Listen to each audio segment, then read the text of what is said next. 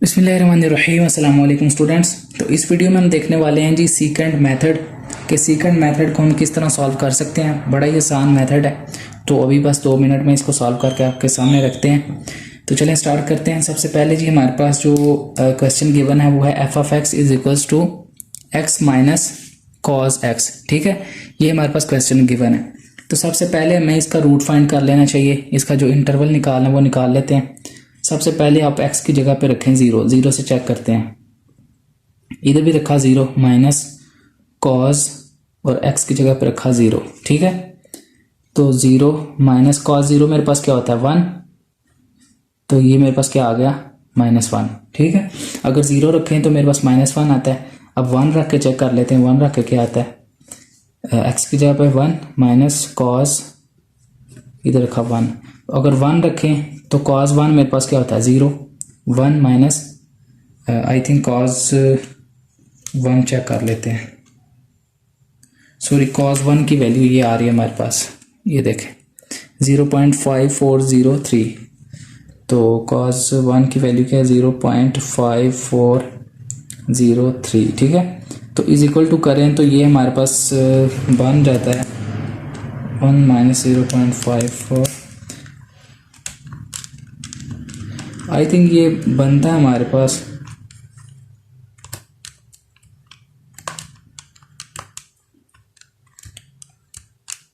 जी। तो ये देखें हमारे पास कुछ आंसर बन रहा है इसका 0.46, मतलब कि जो भी आंसर आ जाए मेरे पास ये पॉजिटिव में ही रहा है। ठीक है, प्लस में आंसर आ रहा है ये मेरे पास। तो ये देख लें, एक मेरे पास माइनस में आ गया, एक प्लस में आ गया, मतलब कि रूट लाई कर रहा है हमारा इनके दरमियान। ठीक है, तो हमारा यहाँ पे इंटरवल हम क्या बना सकते हैं 0 एंड 1। इसको हम कह देते हैं जी ये हमारा है इंटरवल। ठीक है, अभी हमें इंटरवल अपना मिल चुका है। अभी हम क्वेश्चन को आगे लेके चलते हैं। सबसे पहले तो मैं आपको इसका फार्मूला बता दूं। ठीक है, कि इसका फार्मूला क्या आता है जो हम इसमें पढ़ेंगे, जिसको लेके चलेंगे आगे। सबसे पहले आपको पता होना चाहिए कि सीकेंट का फार्मूला क्या है। ठीक है, तो सबसे पहले इसका लिखते हैं जी formula. x2 is equals to x naught, सबसे पहले ये लिखा, फिर आप लिखेंगे f of x 1 minus x1 f of x naught.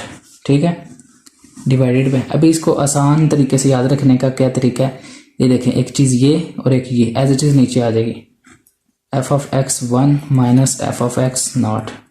ठीक है, ये हमारे पास आ गया फार्मूला। अब हमने इसको आगे कैसे लेके चलना है, आई थिंक आपको सही क्लियरली नज़र आ रहा है सारा। देखें जी, अभी एक्स नॉट की जो वैल्यू होगी मेरे पास a होगी, x1 मेरे पास क्या आ जाएगा b। ठीक है, तो x2 को हम कह देते हैं c, एज्यूम कर देते हैं c इज इक्वल टू, इसको आप कह दें a। ठीक है, और f ऑफ x1 को आप कह दें फॉर एग्जांपल कह देते हैं आप b।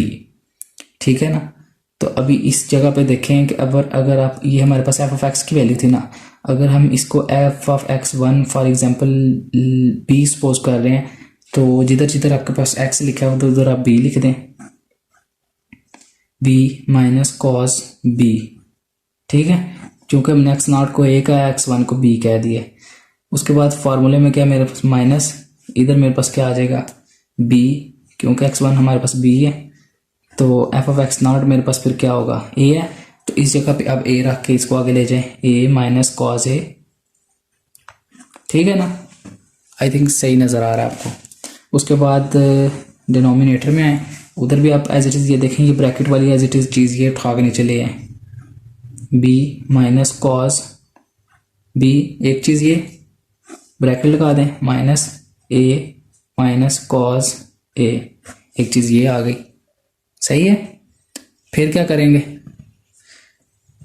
फिर इधर लिखेंगे आप c, ये इज इक्वल्स टू, अब इस फार्मूले को ओपन कर दें, a को मल्टीप्लाई करें b के साथ, क्या आ गया मेरे पास a b, a को मल्टीप्लाई करें आगे माइनस a कॉस b। अब इसको ले जाएं माइनस a b, ये यहाँ a b एक ही चीज़ है हमारे पास। सही है, minus minus plus b cos a, और नीचे क्या लिखेंगे आप, ये a है मेरे पास। ठीक है, b माइनस, अब इसकी ब्रैकेट्स को आप ओपन कर दें, माइनस b सॉरी ये वाला माइनस ए माइनस माइनस प्लस, अब लिखेंगे यहाँ पे cause A plus cos A, ठीक है। अब नीचे वाले में से कोई चीज़ नहीं मेरे पास कैंसिल हो रही, ऊपर वाले में से ए भी हो रहा है, ये प्लस का है ये माइनस का है। उसके बाद बाकी चीज़ें आप लिख लें, बाकी चीज़ें आपके पास क्या बच जाती हैं जी। पहले मैं प्लस वाली लिख लेता हूँ, बी कॉज ए, ये ऊपर बचा एक साइड पे माइनस ए कॉज बी, एक चीज़ ये बची। नीचे क्या बच रहा है आपके पास, B minus cos B minus A plus cos A, ठीक है। ये चीज़ आपके पास वो बन गई जिसको हम अभी सॉल्व करेंगे कैलकुलेटर पे। तो वो क्या थी, ये मैंने थोड़ा सा ये लिखा हुआ है, डायरेक्टली इस पे चलते हैं। ये देखें, तो ये जो फर्स्ट पे आपको नज़र आ रहा है ये चीज़ हमने कैलकुलेटर के लिए लिखी है, C is equals to B cos A. ये मैंने क्यों लिखा है, ये देखें अभी ये जो मैंने फाइंड किया ना, ये बी कॉज ए, ये देखें बी कॉज ए, उसके बाद माइनस ए कॉज बी, तो ये आपके सामने माइनस ए कॉज बी, बस मैंने कैपिटल में लिख दिए हैं, ठीक है। और एक्स्ट्रा चीज़ ये लिखी है कॉलन के साथ, जब कैलकुलेटर पे करते हैं ये हमारा क्वेश्चन होता है। जैसे ये था एक्स की जगह पे मैंने सी लिख दिया माइनस कॉस सी, ठीक है, सी फॉर आउटपुट। आप ने अभी इनिशियलाइज जैसे ये कर रहे थे हम। अब इसको हम डायरेक्टली सॉल्व करते हैं। इंटरवल हमारे पास पहला क्या था, ये 0 और ये 1 जो भी हमने फाइंड किया था, ठीक है। अभी सबसे पहले आपने इसको अपने कैलकुलेटर को किस पे करना है जी, रेडियन मोड पे। शिफ्ट दबाएं, मोड पे जाएं, फोर्थ ऑप्शन पे रेडियन, तो रेडियन कर लिया, ठीक है। तो ये हमारे पास क्या था, अच्छा जी ये हमारे पास था ये इसका फार्मूला। तो इसको आप कैलकुलेटर पे सॉल्व किस तरह करना है, सबसे पहले सी लिखा हुआ है, आप यहाँ पे जाएं अल्फ़ा, ठीक है, यहाँ पे लिखें आप सी, उसके बाद इज इक्वल टू अल्फ़ा, ये कैल्क इज इक्वल टू मेरे पास लिखा हुआ है। उसके बाद मेरे पास लिखा है बी कॉज ए, ये आपने लिखना है। सबसे पहले इसको ये करें, ऊपर वाली चीज़ ऊपर, नीचे वाली नीचे, अल्फ़ा लिखें, यहाँ पे बी, यहाँ से लिखें जी कॉज, उसके बाद अल्फ़ा ए ब्रैकेट क्लोज करें, उसके बाद क्या माइनस अल्फ़ा ए, उसके बाद मेरे पास क्या है cos alpha B bracket close करें और नीचे आ जाए। नीचे ये जो चीज़ लिखी है इसको नीचे लिख दें, बी कॉज बी, ठीक है। क्या लिखा है नीचे मेरे पास जी, अल्फ़ा